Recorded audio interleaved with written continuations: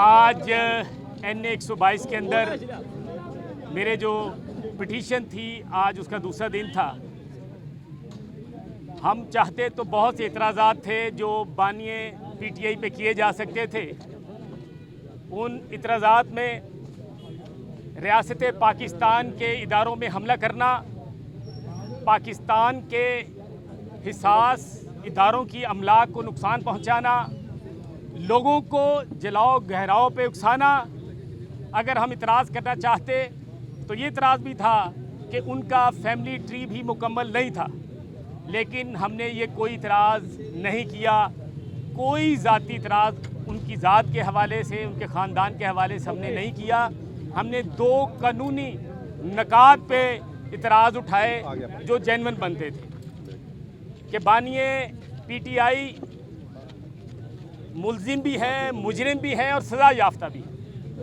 और ये सज़ा जो उन्हें अदालत ने दी थी हमने RO को उससे इन्फॉर्म किया है। दूसरा इतराज़ कि जो उनके प्रपोज़र हैं वो उनके हल्के से नहीं है कि 5-6 दफ़ा इलेक्शन लड़ने के बाद भी एक जमात के बानी को अगर 10 लाख की आबादी में से कोई सेकेंडर और प्रपोज़र नहीं मिलता तो इससे बड़ी अचंभे की बात नहीं है। और बात यहाँ ख़त्म नहीं होती।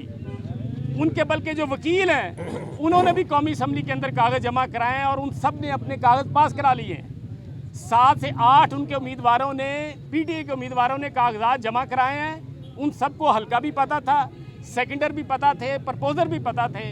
उन सब ने अपने कागज़ पास कराए हैं। लेकिन एक्स चेयरमैन PTI ने जानबूझकर दानिस्ता इस हल्के से अपने कागज़ रिजेक्ट कराए हैं, इसलिए कि वो 2018 में कौमी और सूबाई असम्बली की सीटें हारे थे और उन्हें 100% यकीन था कि इस हल्के के अंदर जहां हम खड़े हैं यहाँ हसास इदारों पर, हमारी सरकारी इमलाक पर उनके कहने पे हमले किए गए हैं। यहाँ के रिहायशियों ने उनसे नफ़रत का इजहार किया था, उनकी इन हरकत को नापसंदीदगी की नज़र से देखा था। इसलिए इस हल्के से उन्होंने राय फरार हासिल करते हुए जानबूझकर सेकेंडर इस हल्के से बाहर डाला ताकि कोई इतराज़ करे या ना करे उनके कागज़ रिजेक्ट हो जाए। क्या ये मुमकिन था कि 71 से ज़्यादा सेकेंडर प्रपोज़र इस हल्का के अंदर आए? सब इस हल्का के अंदर थे। इन 71 में 34 के करीब सेकेंडर प्रपोज़र और कागजात जमा कराने वाले लोग PTI के थे। सबके कागज़ जमा हो गए हैं। उनके केस लड़ने वाले अज़हर सदीक़ साहब के अपने कागज़ अप्रूव हो गए हैं, लेकिन इमरान खान के कागज़ रिजेक्ट कराए गए हैं। जो हमारा इतराज़ तो एक बहाना था। इनफैक्ट उनका इस हल्के से एक फ़रार वो चाहते थे और उस फ़रार की वजह यही थी कि ये हल्का पूरे पाकिस्तान में उनसे नफ़रत इसलिए करता है कि इस हल्के के अंदर उन्होंने यहाँ रहने वालों पे, हमारी अमलाक पे, रियासत की अमलाक पे उन्होंने हमले कराए। उन्हें पता था यहाँ के लोगों ने उन्होंने वोट नहीं देने, इसलिए वो यहाँ से राय फरार हासिल कर चुके हैं।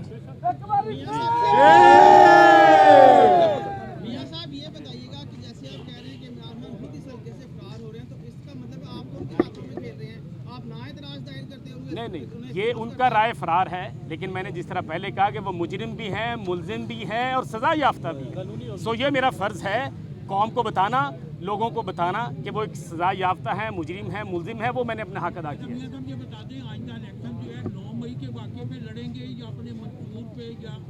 हमने 100% ही अपने मैनिफेस्टो पे लड़ना है, लेकिन मैं जिस हल्के में खड़ा हूँ ये 9 मई का बराह रास्त अफेक्ट ही है। हम लोगों ने तकलीफ़ें देखी हैं, यहाँ लोगों के रास्ते बंद किए गए हैं, लोगों के कारोबार बंद किए गए हैं, घराव जलाओ किया गया है जिस हल्के के अंदर हम खड़े हैं, इसलिए मेरा बात करना उस पर भी ज़रूरी बनता है।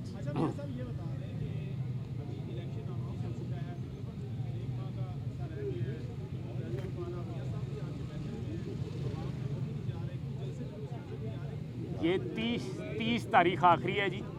30 तारीख 2 दिन और है। इंशाल्लाह मियां नवाज शरीफ साहब सारे पाकिस्तान के अंदर 30 तारीख तक टिकटों के फैसले हैं। इंशाल्लाह वो पंजाब और उसके बाद बलूचिस्तान, सिंध, KP के अंदर से अपनी कैंपेन का आगाज़ करेंगे इंशाल्लाह। सो सिर्फ ये 2 दिन है, जैसे फैसले होंगे पूरे पाकिस्तान में कैंपेन ऑन होगा। इमरान खान साहब के वकील ने आपकी तरफ इशारा करते हुए ये इतराज़ उठाया, आपको तो मालूम ही नहीं था कुछ नामालूम अफराद ने सोए हुए मियां नसीर को जगाया है, पूरा केस बना के दिया है और कहा बस आप हमारे कोई नामालूम अफराद नहीं है। वो नामालूम हमें इतला अफराद देने आप वाले करें, हमने बनाया केस। हमने हमने हमें इतला देने वाले मेरे लोग हैं जी। हम आवाम से जुड़े हुए लोग हैं, आवाम से आए। हम गली मोहल्ले के लोग हैं, वही बात करते हैं। वो आरओ के पास करें, अदालत में करें या मीडिया के आगे बात करें, हम आवाम से जुड़े हुए लोग हैं, वही बात करेंगे। इसलिए जिन्होंने बात की है उनके रिलेशन हो सकते हैं, हमें इससे कोई ताल्लुक वास्ता नहीं। बिस्मिल्लाहिर्रहमानिर्रहीम। बड़ा मुख्तसरन आज जो बहस हुई अदालत के अंदर, उसको मैं मुख्तसर अंदाज में कर देता हूँ। हमारे जो ऑब्जेक्टर हैं मियाँ साहब, ये अल्हम्दुलिल्लाह 3 बार के एमपीए हैं और इस वक्त इस कौमी असम्बली के हल्के से नेशनल असम्बली के उम्मीदवार हैं। तो ये प्रपोज़र थे। कल ये भी एतराज़ उठाया गया आपके सामने कि ये तो इस हल्के के रहने वाले नहीं हैं, इस हल्के के वोटर भी नहीं हैं। और इससे बड़ी शर्मनाक बात अब क्या हो सकती थी? आज इस पर बात ही नहीं की।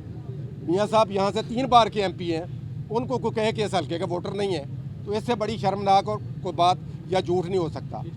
जिस तरह मियाँ साहब ने अभी कहा, इतराज़ात बहुत से थे, हम वो इतराज़ात सारे उठा सकते थे, जिनका भी इन्होंने जिक्र किया कि खान साहब अभी बहुत से केसों में इश्तारी भी हैं। बहुत से केस ऐसे हैं जो रियासत पाकिस्तान के ऊपर हमला है, बहुत से केसेस ऐसे हैं जो 9 मई के वाक़यात से रिलेटेड है, लेकिन वो बातें हमने नहीं की।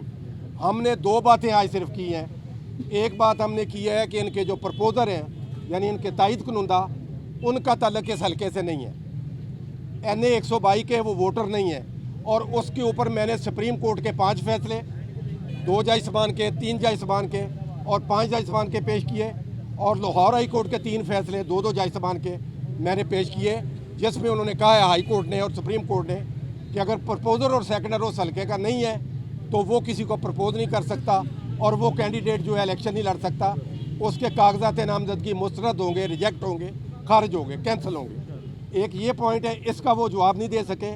उन्होंने इसका जवाब ये दिया कि जनाब हमें पता ही नहीं चला कि ये नई हल्काबंदियों में वो हल्का निकल गया है और दूसरे हल्के में चला गया है। तो उसका जवाब मैंने ये दिया और अदालती फ़ैसले पेश किए कि जनाब जो कानून से इग्नोरेंस है, आप किसी को गोली मार दें और कहें कि जी मुझे तो पता ही नहीं, गोली मार के बंदा मर जाए तो 302 लग जाती है, तो क्या आप बरी हो जाएंगे?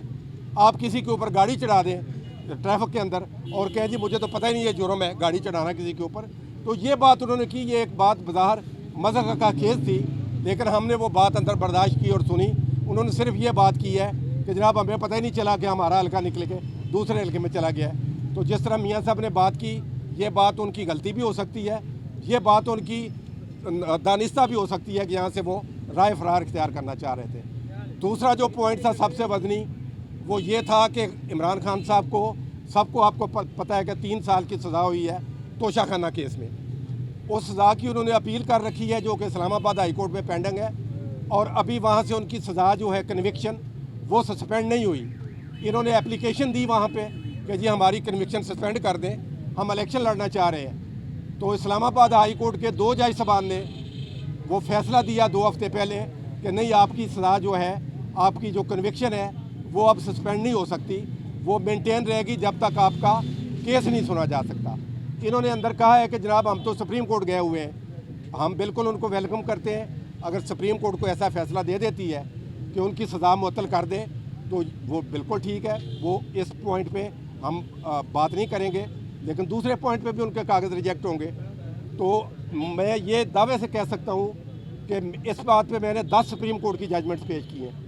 एक मैंने 3 जज साहबान का फ़ैसला पेश किया, एक मैंने 5 जज साहबान का फ़ैसला पेश किया, एक मैंने 11 जज साहबान का फ़ैसला पेश किया है कि जनाब जो सज़ा याफ्ता शख्स है वो इलेक्शन नहीं लड़ सकता ता वक्ते के वो बरी ना हो जाए या उसकी कन्विक्शन जो है वो सस्पेंड ना हो जाए या सेट असाइड ना हो जाए। तो इस वाले केस में आरओ साहब ने बार बार पूछा अज़हर सदीक़ साहब से, और मियाँ साहब ने बड़ी खूबसूरत बात की कि अज़हर सदीक़ साहब खुद भी इस हल्के में से कैंडिडेट है और उनको पता था कि प्रपोजल सेक्टर कहाँ से लेने हैं। उन्होंने जानबूझ के खान साहब का प्रपोजल सेक्टर कहीं और से लिया लोगों ने।